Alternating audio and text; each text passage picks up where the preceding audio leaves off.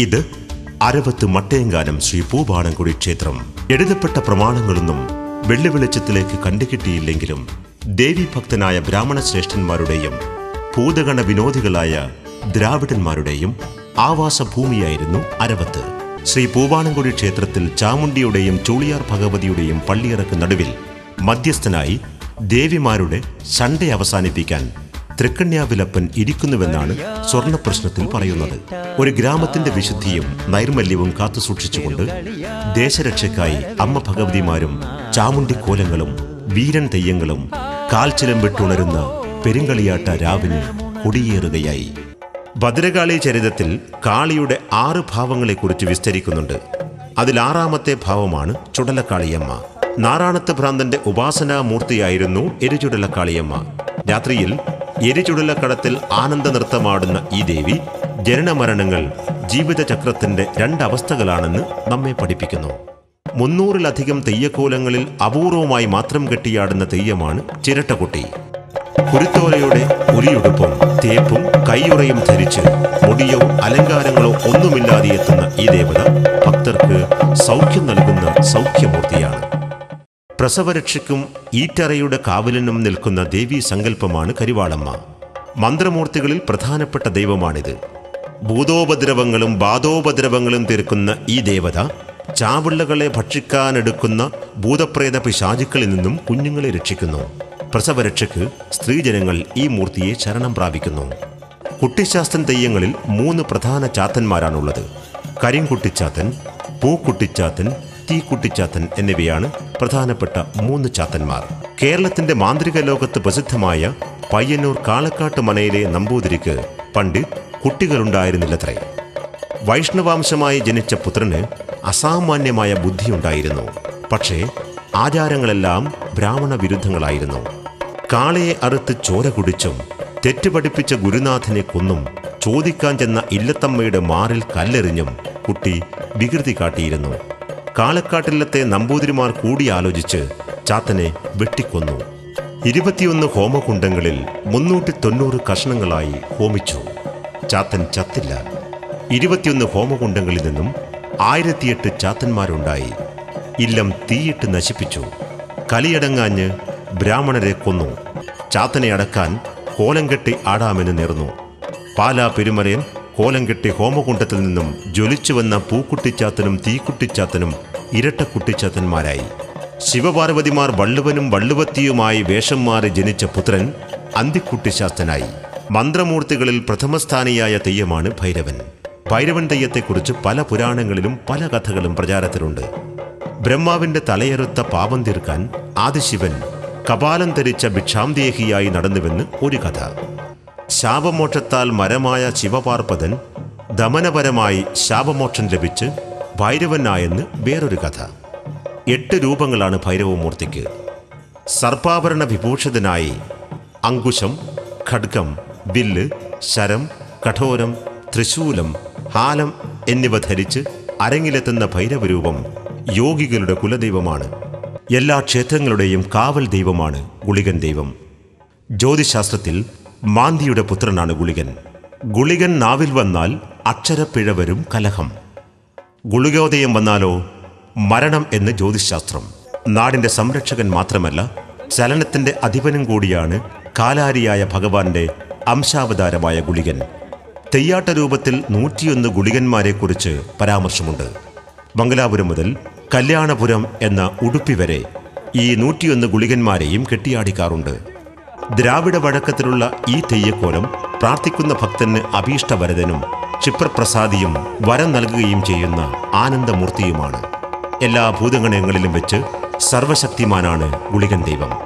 മഹാചണ്ഡികാദേവിയുടെ കാളമേഘം പോലെ കറുത്ത് ക്രൂദ്ധമായ നെറ്റിത്തടത്തിൽ നിന്നും കാളി ഉത്ഭവിക്കുകയും രക്തബീജാസുരന്റെ ഒരു തുള്ളി രക്തം പോലും മണ്ണിൽ വീഴാതെ കുടിച്ചു വറ്റിച്ച് ഭൂലോകം കാത്തു രക്തചാമുണ്ടിയാം അമ്മ.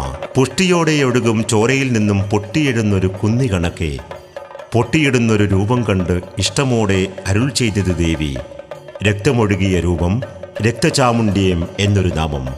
മഹാചണ്ഡികാദേവിയുടെ 108 അംശാവതാരങ്ങളിലൊന്നാണ് രക്തചാമുണ്ടിയാം ദേവി. യാദവരുടെ തൊണ്ടച്ചൻ ദൈവമാണ് കാലിച്ചാൻ ദൈവം. ഗോപുഷ്ടിക്കും സമൃദ്ധിക്കും കാർഷിക പുരോഗതിക്കും കാലിച്ചാൻ ദൈവത്തെ ആരാധിക്കുന്നു.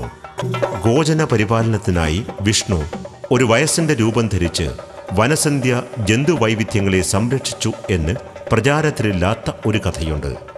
തോറ്റംപാട്ടുകളിൽ പറയുന്ന കാലിച്ചാന്റെ ചരിത്രം പരമേശ്വരന് പാടിക്കുറ്റിയിൽ ജനിച്ച കാലിച്ചാൻ എന്ന പുത്രൻ ശിവന് വച്ച മദ്യം സേവിച്ച് ദേവഭൂമിയിൽ നിന്നും പുറത്താവുകയും നല്ലച്ഛനായ പരമശിവൻ പൊയ്ക്കണ്ണ് നൽകി കന്നുകാലികളെ പരിപാലിക്കാൻ ഭൂമിയിലേക്ക് അയക്കുകയും ചെയ്തു എന്നാണ് കഥ.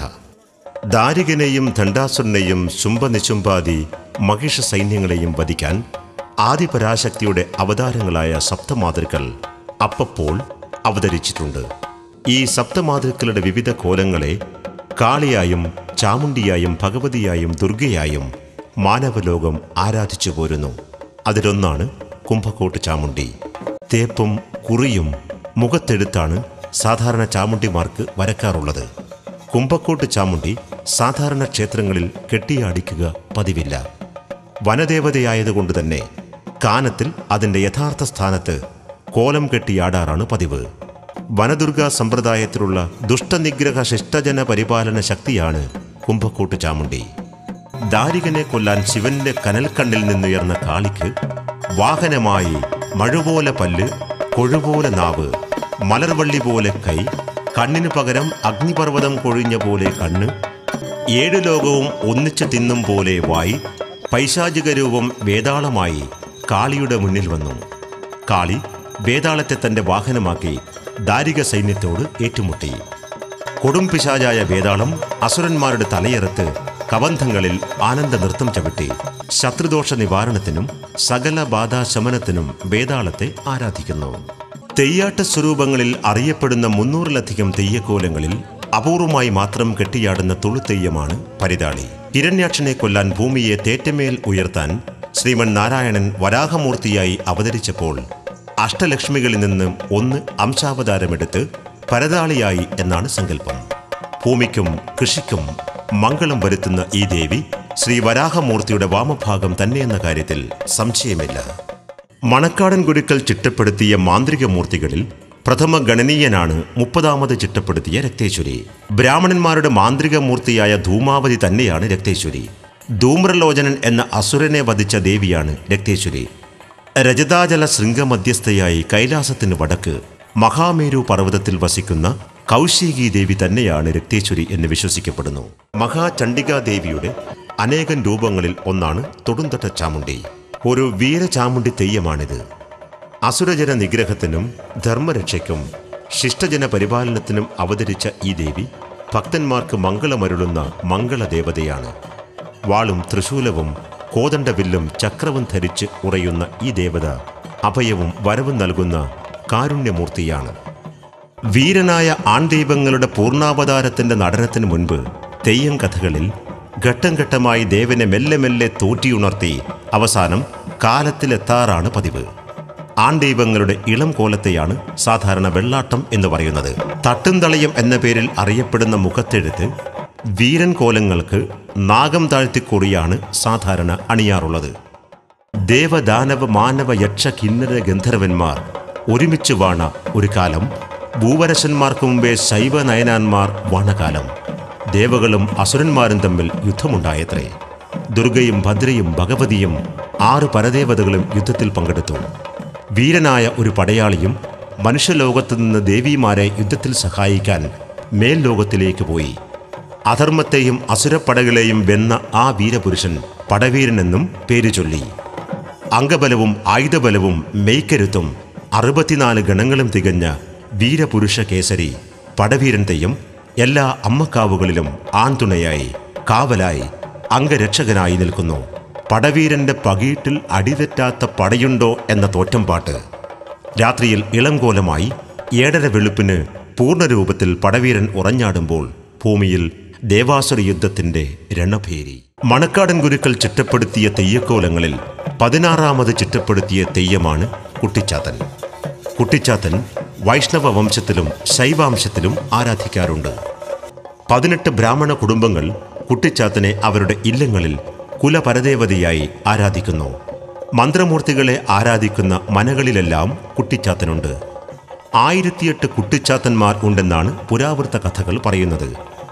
ഈ 1008 ചാത്തന്മാരെയും 2 കോലങ്ങളിലായി ചലിക്കുന്ന ബിംബമാക്കി ആരാധിക്കുന്ന സമ്പ്രദായമാണ് ഇരട്ട കുട്ടിച്ചാത്തൻ തെയ്യത്തിലുള്ളത്. പൊട്ടൻ കളിക്ക് പൊരുളെട്ട് എന്നാണ് വേദപ്രമാണം. എല്ലാം അറിഞ്ഞ് സർവജ്ഞനായി വന്ന ജഗദ്ഗുരു ആദിശങ്കരന് ഉള്ളിൻ്റെയുള്ളിൽ ഞാൻ എന്നൊരു അഹംബോധമുണ്ടായത്രേ.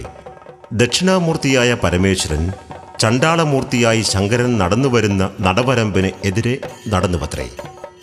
വഴിമാറണം എന്നാവശ്യപ്പെട്ട ശങ്കരനോട് ശരീരമാണോ വഴിമാറേണ്ടത്, ആത്മാവാണോ എന്ന് ചണ്ടാളൻ ഗുരുവിനോട് മറുചോദ്യം ചോദിച്ചു. ഉത്തരം കിട്ടാതെ കുനിഞ്ഞ ശിരസ്സുമായി നിന്ന ജഗദ്ഗുരുവിൻ്റെ മുമ്പിൽ അവതരിച്ചു പൊലപ്പൊട്ടനായ മഹാദേവൻ തിരുവടി, പൊലപ്പൊട്ടത്തിയായ ശ്രീപാർവതി. ജാതി മതാന്തതയ്ക്കെതിരെ ഉയർന്ന രക്ഷക സങ്കല്പമാണ് പൊട്ടൻ ദൈവം. ബ്രാഹ്മണരുടെ തെയ്യം കൂടിയാണ് പൊട്ടൻ തെയ്യം. മന്ത്രമൂർത്തികളിലൊന്ന് പൊട്ടൻ ദൈവമായി. തൃക്കണ്യാവിലപ്പൻ അഭിമാനപ്രഭുവിൻ്റെ ആചാരപൂജയെ ചൊല്ലി 2 ശ്രേഷ്ഠന്മാരും തമ്മിൽ അഭിപ്രായ വ്യത്യാസമുണ്ടായി. വൈരം മൂത്ത് തമ്മിൽ മിണ്ടാത്ത പകയായി. ഭൂതഗണമൂർത്തികളും ബാധകളും അന്യോന്യം ഏറ്റുമുട്ടി. അവസാനം ഗത്യന്തരമില്ലാതെ കൊല്ലൂർ വനമധ്യത്തിൽ കഴിയുന്ന ആദിദുർഗയെ ഒളയത്ത് വാഴുന്നവർ ഇടമനത്തന്ത്രിയുടെ നേർക്കയച്ചു. മാന്ത്രിക താന്ത്രിക വരേണ്യനായ ഇടമനത്തന്ത്രി ആവാഹിച്ചു വിട്ട മൂർത്തിയെ ചെമ്പുകിടാരത്തിൽ അടക്കം ചെയ്ത് 3 കുഴിയെടുത്ത് പതികെട്ടി ഭൂപാളം കുഴിയിലേക്ക് മൂർത്തിയെ താഴ്ത്തിവെച്ചു.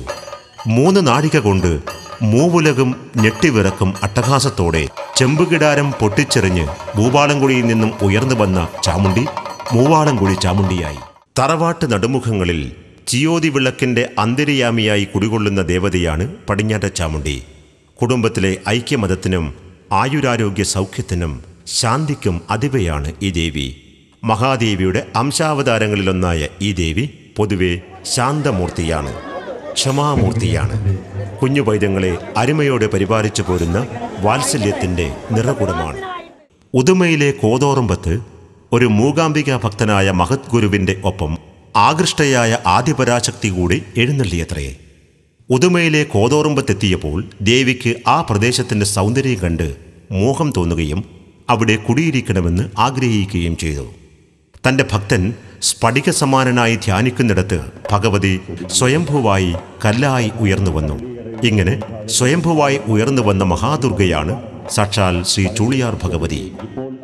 പട്ടവം മുതൽ പണമ്പൂർ വരെ ഇടങ്ക വല്ലങ്ക 96 നഗരങ്ങളായി വ്യാപിച്ചു കിടക്കുന്ന തെരുവിൻ്റെ കാവൽ ദേവതയാണ് അരയോടയിൽ പന്തം കുത്തി നിൽക്കുന്ന ചൂളിയാർ ഭഗവതി.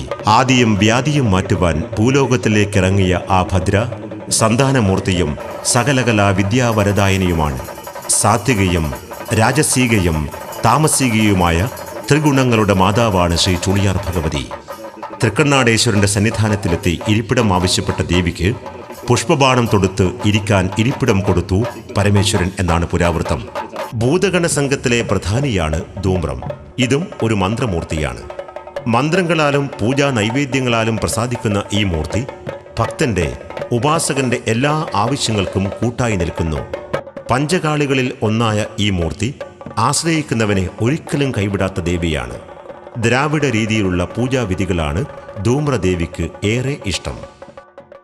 ബപ്പിരിയൻ എന്ന തെയ്യത്തെക്കുറിച്ച് കണ്ണൂരും കാസർഗോഡും തമ്മിൽ ചെറിയ വ്യത്യാസമുണ്ട്.